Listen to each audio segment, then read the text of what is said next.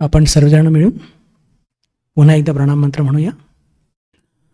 ओम स्थापकाय च धर्मस्य सर्वधर्मस्वरूपिणे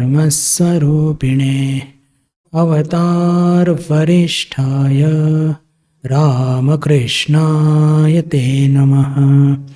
जननीं शारदां देवीं रामकृष्णं जगद्गुरुं पादपद्मे तयो श्रित्वा प्रणमामि मुहुर्मुहुः. नमः श्रीयतिराजाय विवेकानन्दसूरये सच्चित्सुखस्वरूपाय स्वामिने तापहारिणे स्वामिने तापहारिणे. नमस्कार. आजच्या या आध्यात्मिक शिबिरामध्ये आपण कर्मयोग या विषयावरती पण चर्चा करत आहोत आणि जी पद्धत आपण स्वीकारलेली आहे की आपले जे प्रश्न असतात त्याला घेऊन आपण चर्चा करण्याचा प्रयत्न करूया, विशेष करून कर्मयोगाच्या संदर्भामध्ये. आणि प्रश्नाकडे मी वळतो त्याच्या आधी एक सकाळी आज एक खूप गंमतशीर एक घटना घडलेली, त्या सांगण्याचा मोह मी आवरू शकत नाही आहे. की आज सकाळी एक महाराजांचा फोन आला आणि मी त्यांना कौतुकाने सांगितलं की महाराज आमच्याकडे असं आध्यात्मिक शिबिर आहे बरं. तर महाराज म्हणे की वा वा वा खूप छान, पण 9:15 वाजले, मग तू इथे काय करतोय, माझ्याशी गप्पा करतोय. तर म्हटलं नाही महाराज आमच्याकडे शिबिर आम्ही 2, 2:15, 2:30ला सुरू करतो. तर म्हटलं असं कसं? म्हणे अरे कुठे भक्त लोक बिचारे जेवून थोडेसे संडे आहे विश्रांती घेतील, त्यांची ती सगळी विश्रांती वगैरे त्याच्यावरती तू पाणी फेरतो आणि त्यातून गणपती उत्सव गौरीचं एवढं सगळं खाणं पिणं झालं, बिचारे थकले असतील आणि तू त्यांना बोलवून पुन्हा काहीतरी ते त्याग वैराग्य सांगशील, तर हे ठीक नाही आहे म्हणे. तर म्हटलं की महाराज तुम्ही काही म्हणा, पण आम्ही ठाकूर स्वामींची एक शिकवण प्रामाणिकपणे पालन करतो. म्हणजे कोणती? तर म्हटलं की ठाकूर स्वामी तिघही म्हणतात की उपाशी पोटी धर्म होत नाही. तर आम्ही आधी ते किमान एक शिकवण आम्ही चांगली व्यवस्थित पालन करतो आणि त्याच्यामुळेच म्हटलं मी तो तसा एक वेळ ठेवलेला आहे. हा त्या गमतीचा भाग झाला. पण मी त्यांना सांगितलं की जवळपासच्या परिसरातून अनेक भक्त लोक इकडे येत असतात, मग त्यांच्या सोयीकरता आम्हाला थोडंसं उशिरा ठेवावं लागतं. असो, तर हा एक सर्वसमावेशक हा एक भाव झाला म्हणून तुमच्यापुढे मांडण्याचा हा प्रयत्न केला. तर आपण प्रश्नाकडे वळूया. ज्यांनी हा प्रश्न मांडलेला आहे त्यांनी मला एक परिस्थिती दिली आहे कर्मयोगाच्या संदर्भामध्ये की आपण घरात कार्य करतो, उदाहरणार्थ घराची स्वच्छता करतो. एखादी व्यक्ती मंदिरात स्वच्छता करते आणि एखादी व्यक्ती मंदिराचंच स्वच्छता करते आणि काहीतरी आर्थिक मोबदला घेऊन. हा 3 परिस्थिती आहे की एखादी व्यक्ती घर स्वतःचं स्वच्छ करते, एखादी व्यक्ती मंदिर स्वच्छ करते आणि एखादी व्यक्ती मंदिरात काहीतरी आर्थिक मोबदला घेऊन स्वच्छ करते. या 3 परिस्थितीमध्ये कर्मयोग कसं घडू शकतं किंवा ह्या 3 परिस्थितींना आपण कर्मयोगात बदलू शकतो का? तर याचं मी उत्तर आधीच देतो, 100% हो. स्थिती कोणतीही असो, कर्म कुठलेही असो, स्थळ कोणताही असो, कार्य कोणतंही असो, मोबदला घेतोय की नाही घेतोय आर्थिक, पण तरी सुद्धा आपण त्या ज्याला म्हणतो की प्रत्येक कर्माला आपण कर्मयोगात बदलू शकतो. हे बिलकुल ज्याला म्हणतो की ध्रुव सत्य आहे. हे बिलकुल ध्रुव सत्य आहे की कर्मयोग आचरणात आणण्याकरता विशिष्ट कर्म केले पाहिजे असं काही जरुरी नाही आहे. विशिष्ट स्थानीच गेलं पाहिजे की मंदिरातच कर्मयोग घडतो असं पण जरुरी नाही आहे. विशिष्ट काळी केलं तरच कर्मयोग घडेल तसं पण काही जरुरी नाही आहे. कसं असतं की एखाद्या कर्माला कर्मयोगामध्ये बदलण्याकरता जो एक फॅक्टर असतो तो म्हणजे आपल्या मनाची भावना. कोणत्या भावनाने आपण ते कर्म करत आहोत त्याच्यावरती संपूर्णपणे हे आधारित असतं की आपलं कर्म कर्मयोगात बदलणार की नाही. आणि असं पण नसतं बरं की म्हणजे पहा की ज्या मनाला घेऊन आपण घरात कार्य करतो, आपण आता एकच व्यक्तीचं उदाहरण घेऊया की एखादी व्यक्ती आहे की ती घरी आपल्या जे काही कर्तव्य कर्म आहे ती पार पाडते आणि मग काही काळ एखाद्या मंदिरात येऊन काहीतरी सेवा करते. तर मंदिरात येऊन जेव्हा सेवा करते तेव्हा ते कर्मयोग, आणि घरात कर्म करत आहोत म्हणून ते कर्म. हे पहा, संपूर्णपणे या सगळ्या स्थिती ज्या असतात हे आपल्या मनाच्या स्थितीवरती डिपेंड करत असतात. ज्या मनाला घेऊन आपण घरात कर्म करत असतो त्याच मनाला घेऊन आपण मंदिरात सुद्धा येत असतो. म्हणून असं कधी होत नसतं की जेव्हा मी मंदिरात कार्य करतोय तेव्हा ते कर्मयोग घडत आहे 100%, आणि आम्ही जेव्हा घरी गेलो तर ते 100% काहीतरी कर्म घडत आहे. अरे मन तर तेच आहे ना.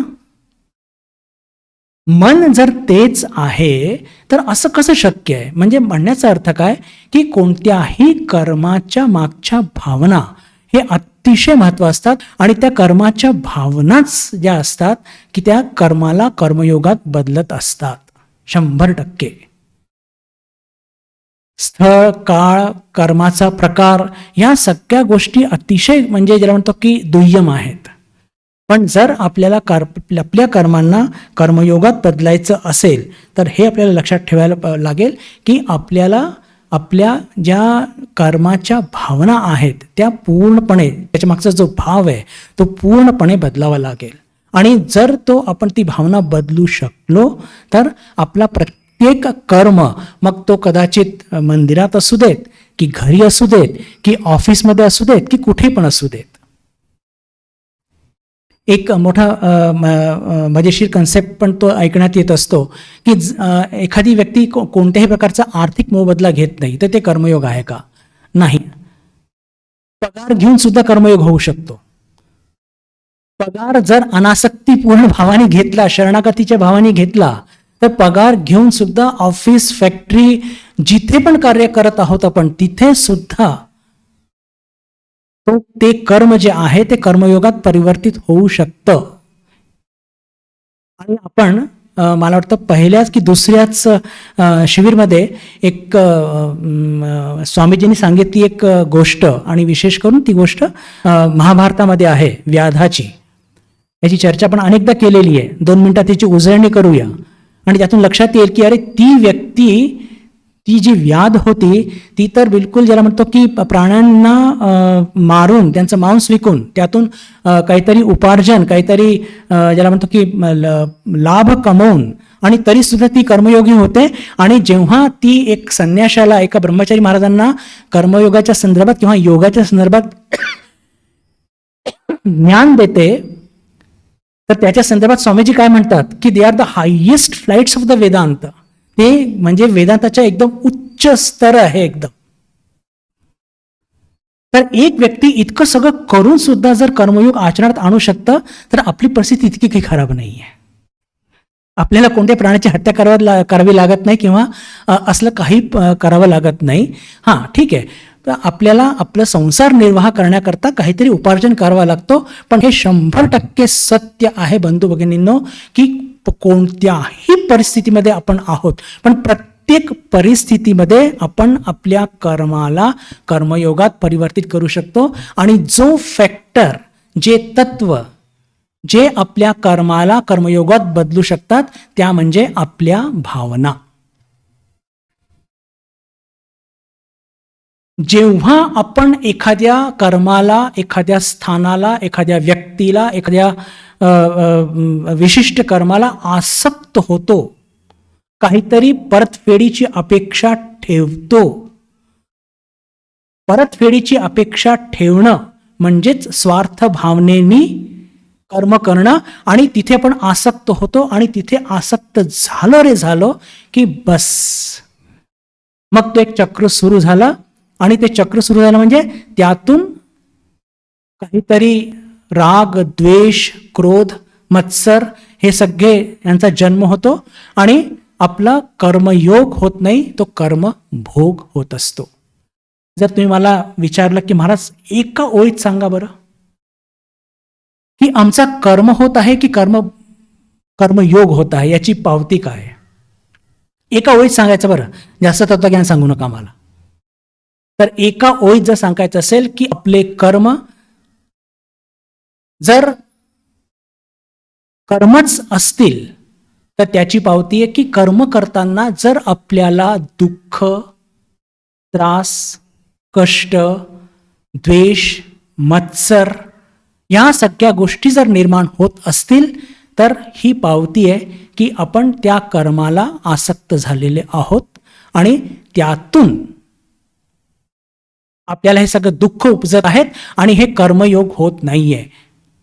वरच्यावर आपल्याला नक्की असं वाटतं बंधू भगिनींनो, बिलकुल 100% असं वाटतं की अरे माझी तर कोणतीच अपेक्षा नाहीये, मला मान सन्मान नकोय, मला काही पॉवर पोझिशन नकोय, मी फक्त मला फक्त एक सेवा करायची संधी मिळावी. आणि अगदी खरं आहे ते. पण हे पहा, ही अपेक्षा छोटीशी कशी आणि कुठे जन्माला येते आणि कसे आपण त्या कर्माला आसक्त होतो हे आपल्याला सुद्धा कळत नाही. आणि त्याची सगळ्यात मोठी पावती मग हीच निर्माण होते की जशीच आपण कर्माला आसक्त झालो, एखाद्या सेवा करायला आसक्त झालो की मग त्याच्याला घेऊन मग सगळ्या गोष्टी ज्याला म्हणतात की जे दोष असतात, राग, द्वेष, क्रोध, लोभ, मत्सर, हे सगळे येतात आणि त्यातून मग ते आपलं कर्मयोग न घडता तो कर्मभोग घडत असतो. कदाचित आपली मोबदल्यामध्ये आपल्याला काय वाटतं की एक आर्थिक मोबदलाच एक मोबदल्याला आपण साधारणपणे गणत असतो. पण आर्थिक मोबदला अत्यंत गौण गोष्ट आहे, लक्षात ठेवा, अत्यंत गौण गोष्ट आहे. पण ह्या ज्या सूक्ष्म गोष्टी असतात, लक्षात घ्या, ज्या गोष्टी सूक्ष्म असतात ना, ते माणसाला खूप त्रास देतात आणि आपण केव्हा आसक्त होतो हे आपल्यालाच कळत नाही.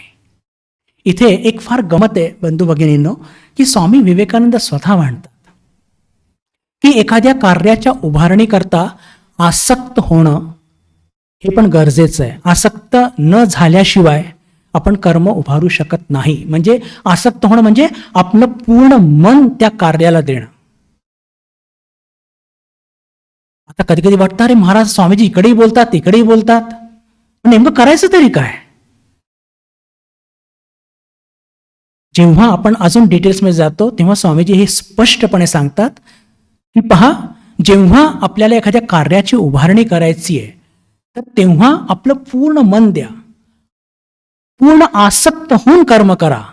पण ते आपलं मन लावत असताना, आसक्त होत असताना, जर कधी आपलं मन काढण्याची पाळी आली तर निरासक्त होण्याची ताकद सुद्धा बाळगा. बस इथेच आपण चुकतो. किती सोपं आहे ना, बस इथेच आपण चुकतो. पण एकदा कुठे मन लावल्यानंतर बंधू भगिनींनो, खरंच आपल्यामध्ये आपण सगळे सामान्य जीव आहोत आणि ती आपलं जे मन तिथून काढणं हे आपल्याकरता इतकं सहज शक्य नसतं. आणि मग काय होतं की पण जेव्हा आपण काढू शकत नाही तेव्हा भयानक दुःख, कष्ट हे आपल्याला सोसावे लागतात. मग त्यातून काहीतरी ज्याला म्हणतो की क्रोध, द्वेष, मत्सर, काहीतरी भांडायला लागणे, हे सगळ्या गोष्टी निर्माण होत असतात. आणि म्हणूनच अशा वेळेस काय करावं? अशा वेळेस ते शरणागतीच्या भावाचं आपण त्याचा अभ्यास केला पाहिजे.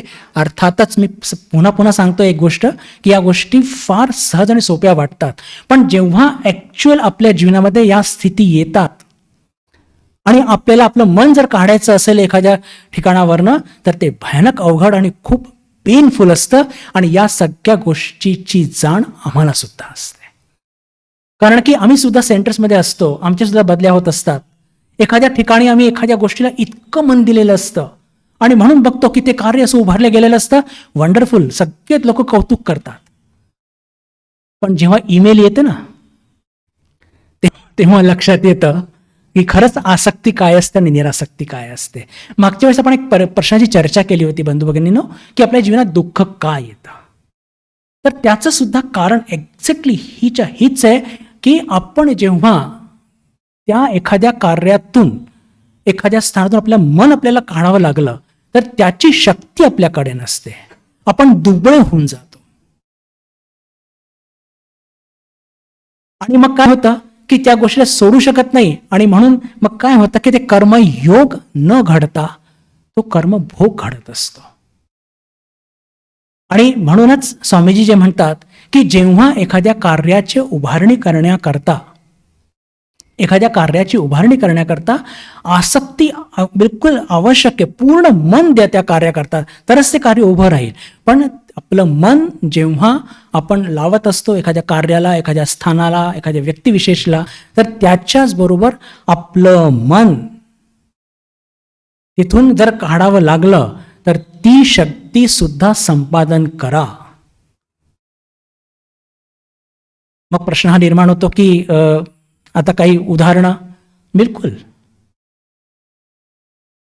आणि पुन्हा एक उदाहरण एकदम बिलकुल आपले आदर्श स्वामीजींचंच घेऊया, आणि एक एकदम साधारण उदाहरण पण घेऊया. एक उदाहरण म्हणजे टोकाचं तर आपले स्वामीजीच.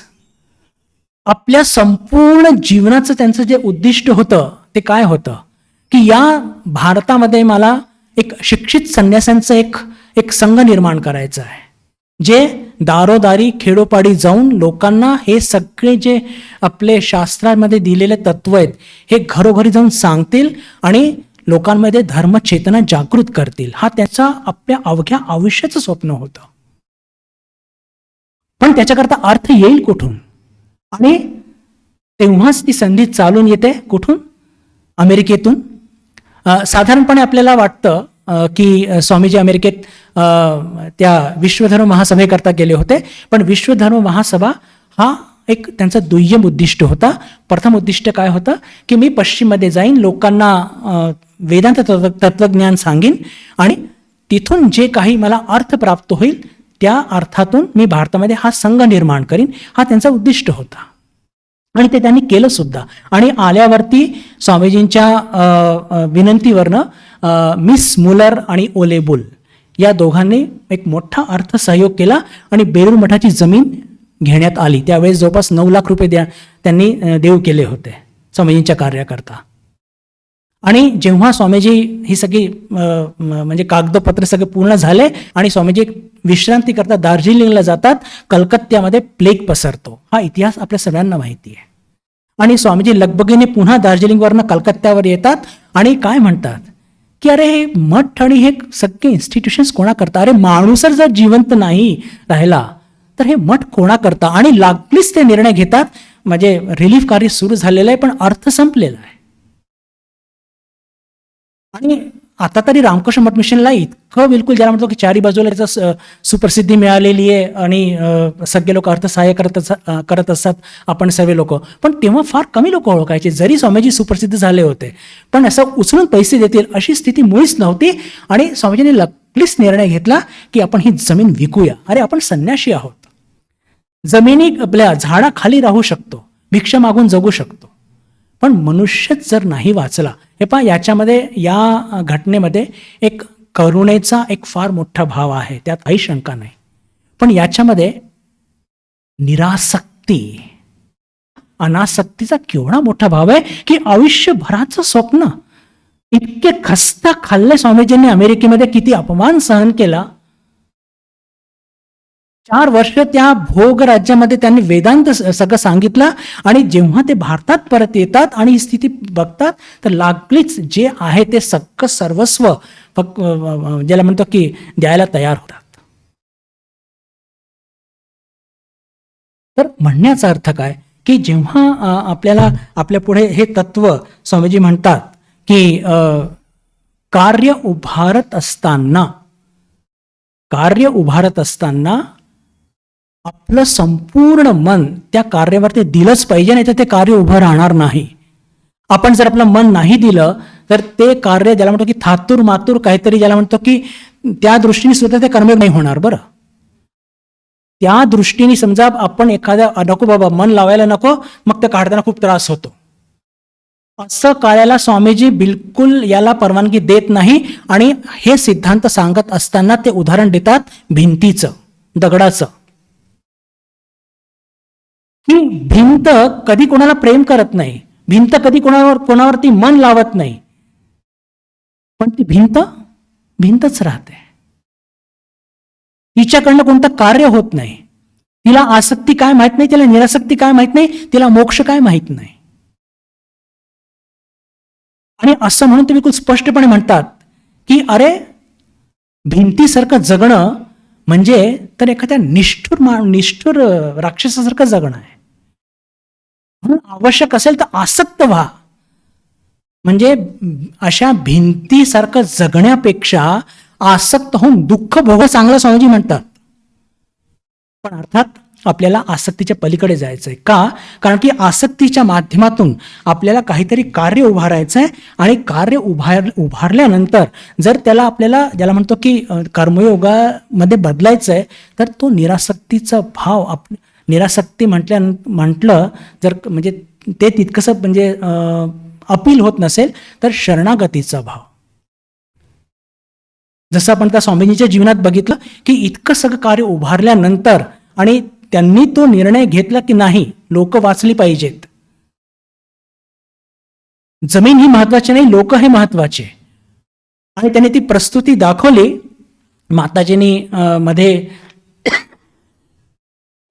ज्याला म्हणूया की इंटरफिअर केलं आणि सांगितलं की ही जमीन काही तुझ्या नावाची नाही आहे, जमीन आहे ठाकूरांच्या नावाची. आणि ती जमीन वाचवणं तेव्हा जरुरी होतं, आणि योगायोगाने अर्थसहाय्य उपलब्ध झालं, आणि रिलीफ कार्य याच्यामध्ये कोणताही खंड आला नाही. पण स्वामीजींची निरासक्ती याच्यामध्ये स्पष्टपणे आपल्याला बघायला मिळते.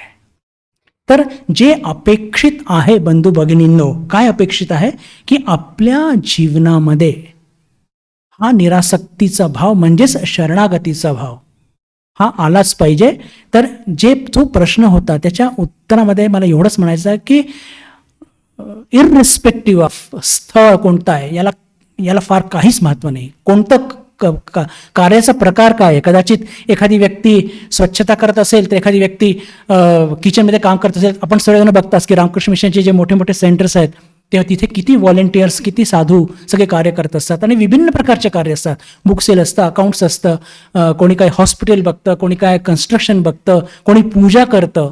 पण प्रत्येक कार्याच्या मागची भावना काय आहे? प्रत्येक कार्याच्या मागची भावना की हे सगळे श्रीरामकृष्णार्पणमस्तु, ही भावना जेव्हा घेऊन आपण कार्य करतो बंधू भगिनींनो, तर लक्षात ठेवा की ते कार्य आपल्याला बंधनकारक ठरत नाही, ते कार्य उत्कृष्टरित्या पार पडतं, आणि ते कार्य कदाचित आपल्याला सोडावं लागलं, ते स्थान सोडावं लागलं, तर आपल्याला दुःख होत नाही. तर हीच एक सगळ्यात मोठी पावती आहे की माझं केलेलं कार्य हे कर्मयोग होत आहे की कर्मभोग होत आहे. तर लक्षात ठेवा, ते कर्म करत असताना जर आपल्या मनामध्ये क्रोध, द्वेष, मत्सर, मोह या सगळ्या गोष्टी जर निर्माण होत असतील, तर नक्कीच आपण कुठेतरी आसक्त होत आहोत. आता याच्यामध्ये पण भरपूर शेड्स आहेत. शेड्स म्हणजे काय की कल्पना करा की एक छोटंसं उदाहरण घेऊया की आपण एखादं कार्य करत आहोत, आणि कार्य करत असताना आपले कोणी समजा वरिष्ठ आहेत किंवा एखाद्या महाराजांनी सांगितलं की हे कार्य या पद्धतीने करा, आणि कदाचित ते कार्य त्या पद्धतीने केल्याने कदाचित काहीतरी ज्याला म्हणतो की जास्त पैसे लागत आहेत, आणि कमी पैशामध्ये ते कार्य होऊ शकतं, पण कदाचित वरिष्ठ ऐकायला तयार नाही आहेत. मग तिथे जर आम्ही आमचा क्रोध किंवा आमचं हे म्हणजे किंवा ज्याला म्हणतो की आमचं मत मांडलं, तर मग त्यात ज्याला म्हणतो काही कॉन्फ्लिक्ट निर्माण झाले, तर याला तुम्ही आसक्ती म्हणाल का? हे पहा, जर असं काही होत असेल तर त्याला आपण आपलं मत एकदा मांडायचं. हे पहा, शरणागती प्रॅक्टिस आपल्याला करायची आहे. शरणागती जर आपल्याला प्रॅक्टिस करायची तर आपलं मत एकदा मांडायचं आणि एकदा आपलं मत मांडल्यानंतर ते ग्राह्य झालं तर ठीक, नाहीतर वर्ष जे म्हणतात ते करून मोकळं व्हायचं. हाच शरणागतीचा भाव आहे. मागच्या वेळेस आपल्याला लक्षात असेल एक वाक्य मी आपल्या पुढे मांडलं होतं इमिटेशन ऑफ क्राइस्टचं. काय की highest freedom lies in highest obedience. की आपल्या जीवनामध्ये आपल्याला आपण जितके जास्त आज्ञाधारक राहू तितकं जास्त आपल्याला फ्रीडम, स्वतंत्रता लाभणार आहे. आणि जितकी जास्त स्वतंत्रता लाभेल तितके आपण निरासक्त होणार आहोत. हे बिलकुल ज्याला म्हणतो की ही इक्वेशन एकदम क्लिअर आहे. आता हे सगळं तत्व चर्चा करत असताना अजून याच्यात भरपूर शेड्स आहेत. मी त्या सगळ्या शेड्सची चर्चा आत्ता या छोट्याशा या व्याख्यानात करू शकणार नाही. पण मात्र एवढं खरं की पुन्हा सांगू इच्छितो की पगार घेऊन सुद्धा आपण आत्ताच चर्चा केली त्या व्याधाची, की सगळं काही करून सुद्धा ती व्यक्ती कर्मयोगाचं आचरण करू शकते. तर म्हणण्याचा अर्थ काय, कोणतं कार्य करत आहोत याला काही फार अर्थ नाही, कुठे कार्य करत आहोत याला काही फार अर्थ नाही, कोणत्या वेळी कार्य करत आहोत याला पण अर्थ नाही, घरी करत आहोत की मंदिरात करत आहोत याला पण अर्थ नाही. आपण जे कार्य करत आहोत त्या कार्याच्या मागची भावना ही अतिशय महत्वाची आहे. त्या अनासक्तीच्या भावनामुळेच आपण कर्मयोगात आचरणात आणू शकतो. मी एक स्वामीजींचं एक व्याख्यान त्यातले काही छोटे आणि अतिशय महत्त्वपूर्ण मुद्दे आपल्या पुढे वाचू इच्छितो आणि त्याच्यावर थोडी चर्चा करण्याचा आपण प्रयत्न करूया. हे आहे स्वामीजींनी एक व्याख्यान दिलेलं आहे, कर्म आणि त्याचे रहस्य.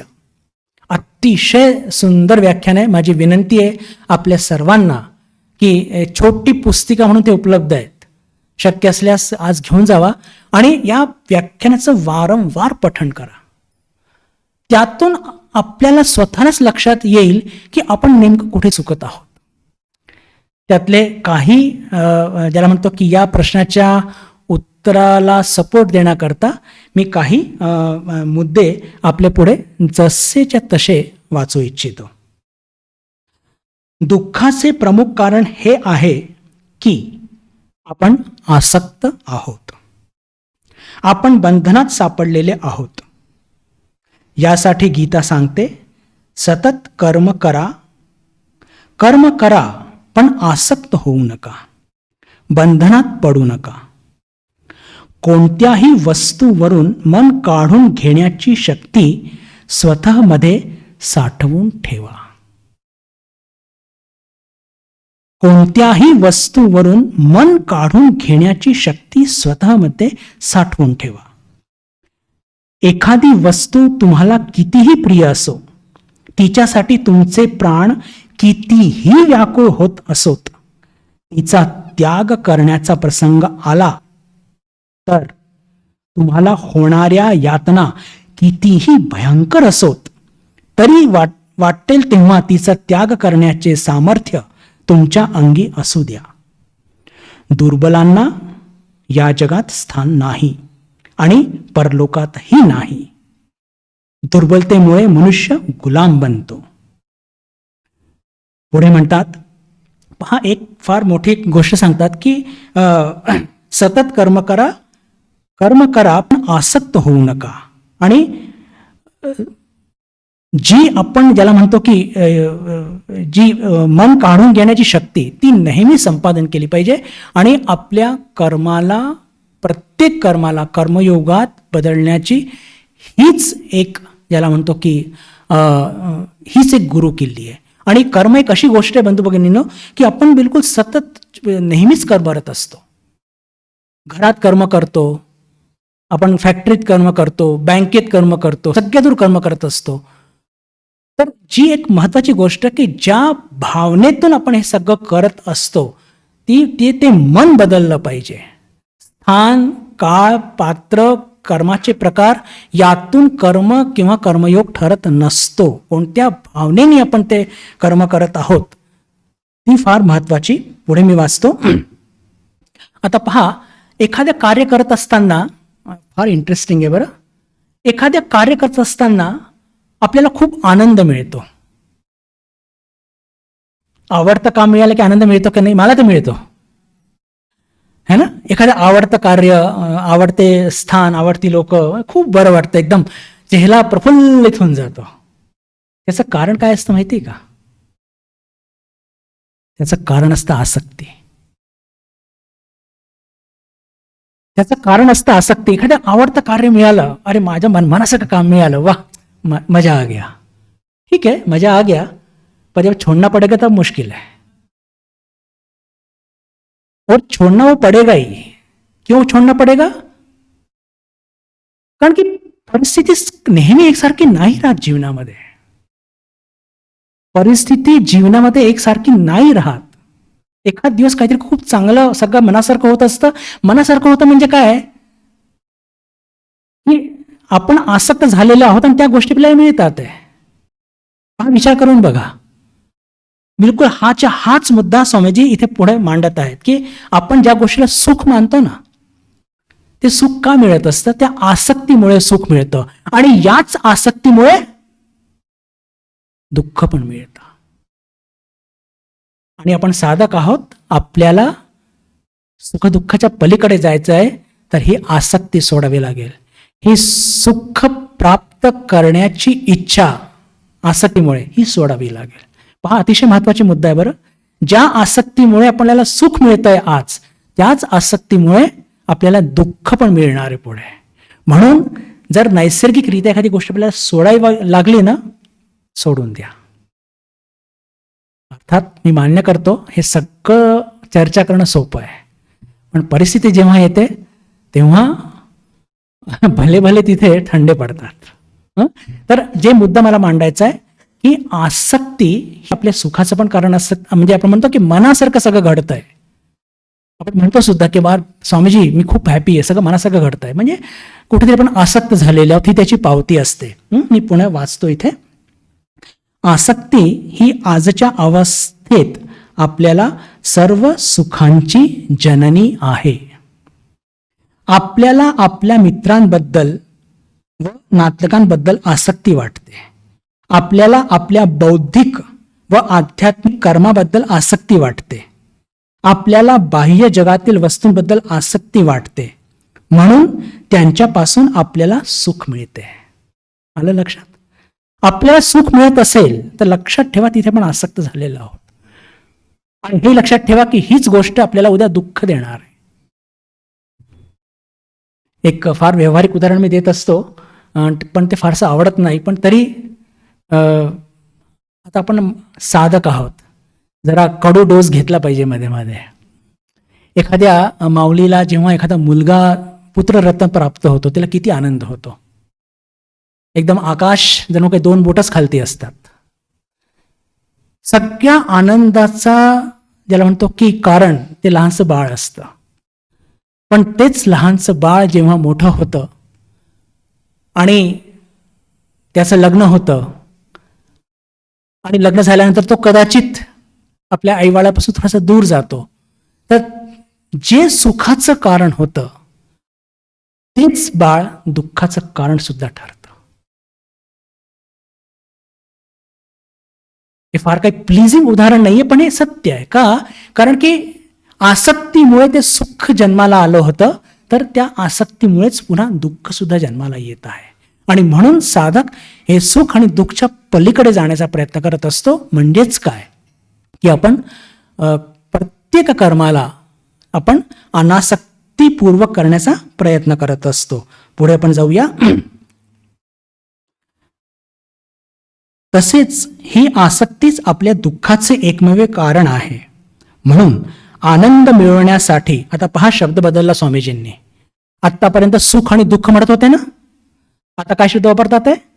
आनंद. आणि हा काय अंतर आहे सुख आणि दुःख आणि आनंदामध्ये? पहा, जिथे सुख आहे तिथे दुःख अवश्यंभावी आहे, पण जिथे आनंद आहे तिथे कधी दुःख नसतो. हा एक ही आध्यात्मिक परिभाषा आहे सगळी. आनंदाला इंग्लिशमध्ये ब्लिस म्हणतात. आणि आनंद हा कधीही दुःखासोबत येत नाही, पण सुख जे असतं हा नेहमी दुःखाच्या बरोबरच येतो. आज नाही तर काही नंतर, पण तो येणारच. का? कारण की सुख हा कुठून जन्माला येतो? आसक्तीतून. आणि दुःख हा कुठून जन्माला येतो? आसक्तीतून. म्हणून या आसक्तीलाच उचलून फेका ना. आसक्तीला उचलून फेकलं म्हणजे काय उरतं? तर फक्त आनंदच उरतं. पुढे मी वाचतो. म्हणून आनंद मिळविण्यासाठी आपल्याला अनासक्त झाले पाहिजे. जर आपल्याला आपल्या इच्छेप्रमाणे अनासक्त होण्याचे सामर्थ्य लाभले तर आपल्याला कोणत्याही प्रकारचे दुःख होणार नाही. पुढे, ज्या माणसाच्या ठिकाणी कोणत्याही वस्तूवर आपल्या सर्व शक्तीनिशी मन लावण्याचे व त्याचबरोबर योग्य वेळी ते तेथून काढून घेण्याचे सामर्थ्य आहे त्यालाच प्रकृतीपासून जास्तीत जास्त सुख मिळवता येईल. एखाद्या माणसामध्ये जर त्यांनी ही साधकामध्ये ही ताकद त्यांनी निर्माण केली की त्याच्या इच्छेप्रमाणे त्यांनी मन लावून कार्य उभारलं, जबरदस्त कार्य उभारलं, आणि जर त्याला ते कार्य सोडावं लागलं आणि त्यांनी सहजपणे जर ते कार्य सोडलं तर अशाच माणसाला प्रकृतीपासून किंवा या जीवनामध्ये खऱ्या अर्थाने सुख मिळू शकतं. आणि जर आपण ते मन काढू नाही शकलो तर ज्या आसक्तीमुळे आपण सुखावतो त्याच आसक्तीमुळे आपण दुःख सुद्धा आपल्याला प्राप्त होत असतं. हेच आसक्ती आणि निरासक्तीची जर गोष्ट आपण करत आहोत तर दुसरं उदाहरण जर घ्यायचं तर माताजी आणि राधूचं. अर्थात माताजींची ती दैवी शक्ती होती आणि त्यांनी एकच वाक्य म्हटलं की जा तुझ्यावरनं माया काढली. हे जरी एक म्हणजे माताजी म्हणजे साक्षात जगतजननी आणि त्यांच्याकरता हे शक्य होतं.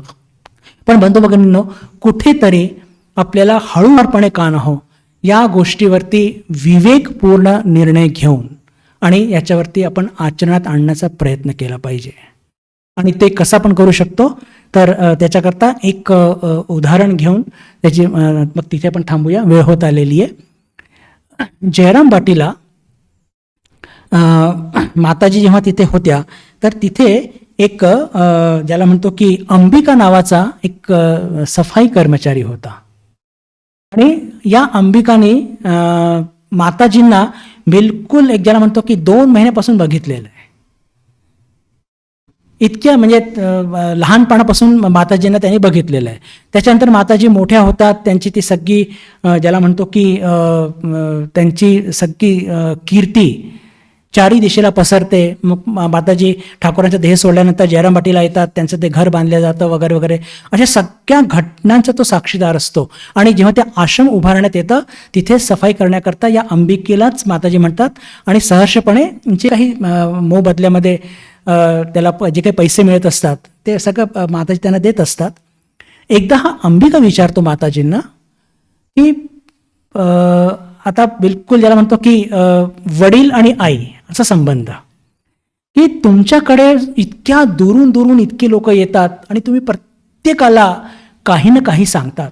म्हणजे कोणाला मंत्र देतात, कोणाला काही आध्यात्मिक काहीतरी सूचना देतात आणि ज्याला म्हणतो की विभिन्न प्रकारचे काही ना काही म्हणजे आध्यात्मिक उन्नती करता काहीतरी तोडगा सांगत असतात. पण तुम्ही मला काहीच सांगत नाही.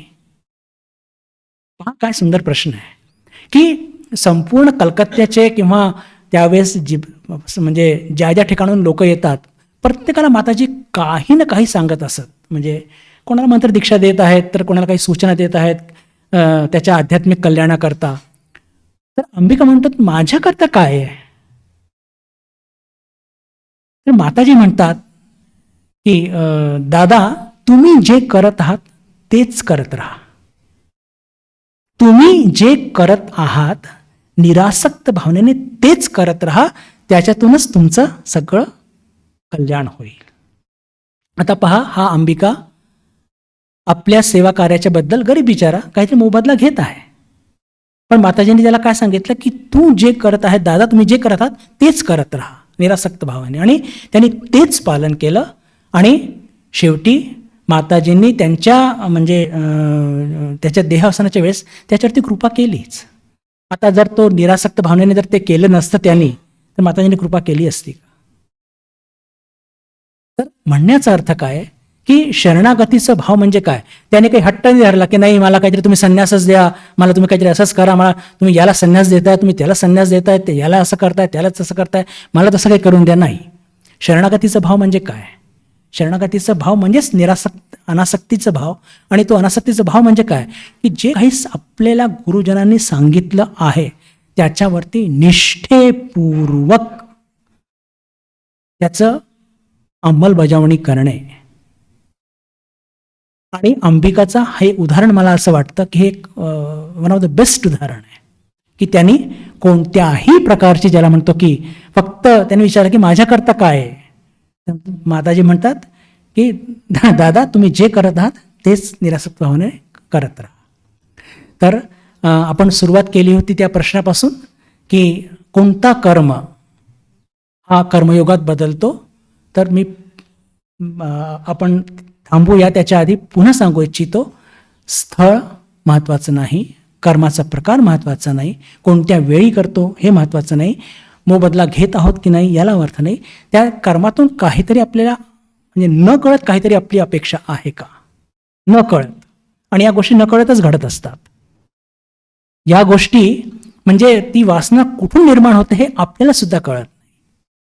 आणि म्हणून त्यातून मग ज्याला म्हणतो की आपण आसक्त होतो. आसक्त झालो की मग ते कर्म योग न होता कर्मभोग होत असतं. पण स्वामीजी म्हणतात की कार्याची उभारणी करता कर्म आसक्ती पूर्ण करा, पण त्या कर्मातून आपलं मन काढण्याची शक्ती सुद्धा संपादन करा. म्हणजे जर तुम्हाला ते कार्य सोडावं लागलं तर, किंवा म्हणजे जेव्हा ही भावना घेऊनच आपण जेव्हा कर्म करतो तर ते कार्य सुद्धा उत्कृष्ट होतं आणि त्या कार्यातून मन काढण्यामध्ये आपल्याला त्रास होत नसतो. आणि तेव्हाच ते कर्म हे कर्मयोगात बदलत असतं. तर त्या प्रश्नाच्या उत्तरात जे काही मला उदाहरणं सापडले आणि जे काही तत्व आपण जी चर्चा केली ते इथे पूर्ण होत आहेत. ठरलेली वेळसुद्धा संपलेली आहे. 5 मिनिटं भरतीच झालेत. तर आपण आता इथे थांबूया. चहाच्या विश्रांतीनंतर मग आपले पुढचे सगळे सेशन ते नंतर चालू करूया. ओम शांती शांती शांती. हरि ओम तत्सत. श्रीरामकृष्णार्पणमस्तु.